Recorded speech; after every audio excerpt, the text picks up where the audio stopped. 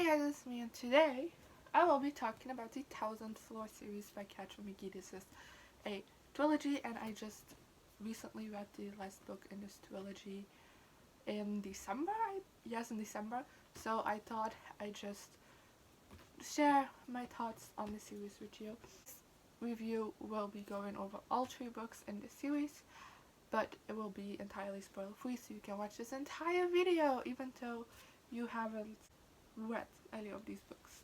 Today I will just be giving you a synopsis of what the series is about, a ranking of these books, and my individual thoughts on the books, as well as just an overall review of the series at the end.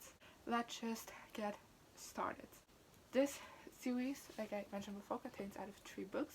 The first one being The Thousandth Floor, the second one being The Dazzling Heights, and the third one being The Towering Sky.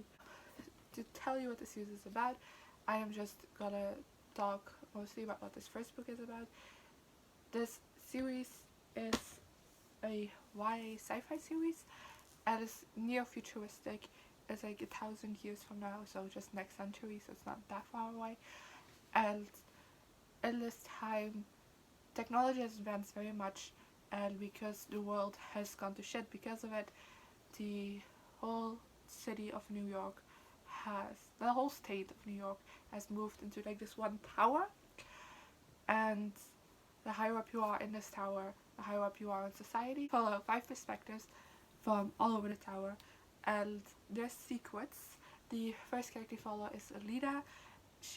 Her secret is her drug addiction, but as well as this boy who she shouldn't have gotten with, but she did. Now she has to hide that. Then our second main character is Eris, who for a reason has moved from one of the higher floors to one of the lower floors, and she's trying to hide that, and she's still going to school at the higher floors. And then we also follow RYLIN. I hope I pronounced it name correct, but she lives on one of the lower floors, and she happens to get a job at one of the higher floors, and her life kind of gets mixed up as she gets more involved with that high society life. And then we have Watt, who is our only boy perspective, and he's a hacker, and he basically knows everything about everyone, except that he has one big secret of his own that nobody knows, and it's probably bigger than all the secrets he knows about everyone else.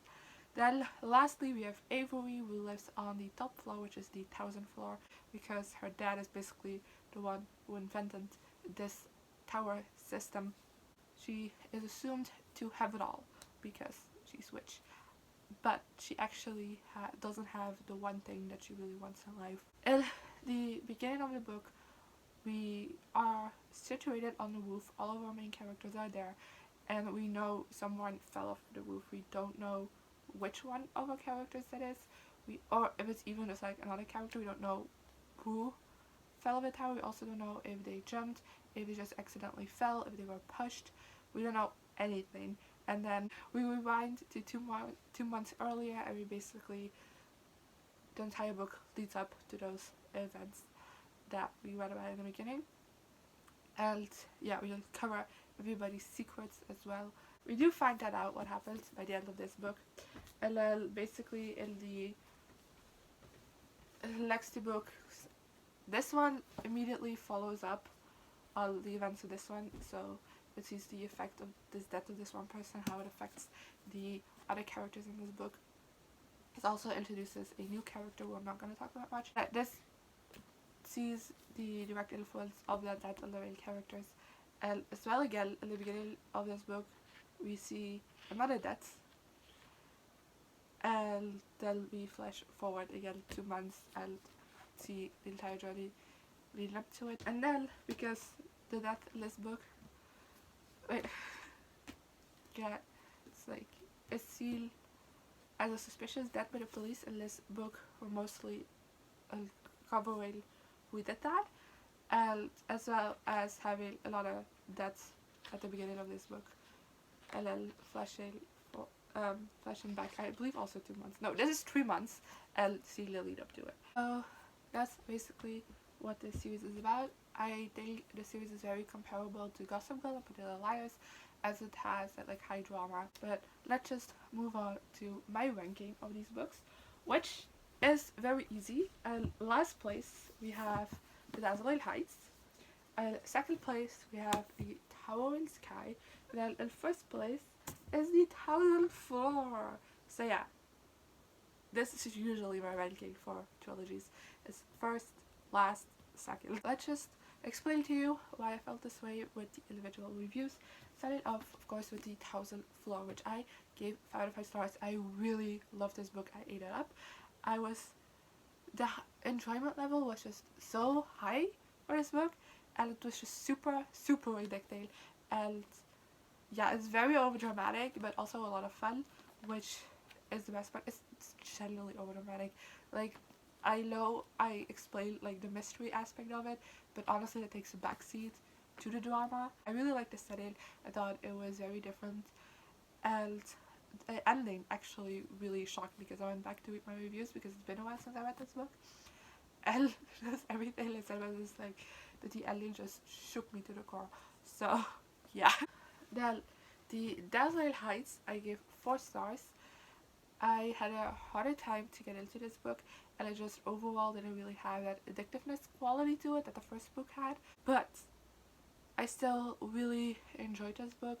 Also, like I mentioned before, a new character gets introduced into the story, and I just didn't like that one as much, probably because she was new and we knew all these characters already very well, and then just to have a new character like just like trying to steal the show, I just wasn't really about that.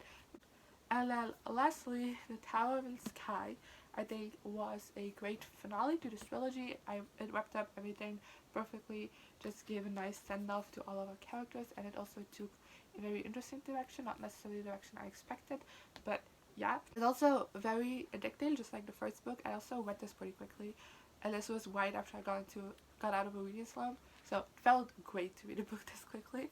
I don't know if I said this because just 4 stars.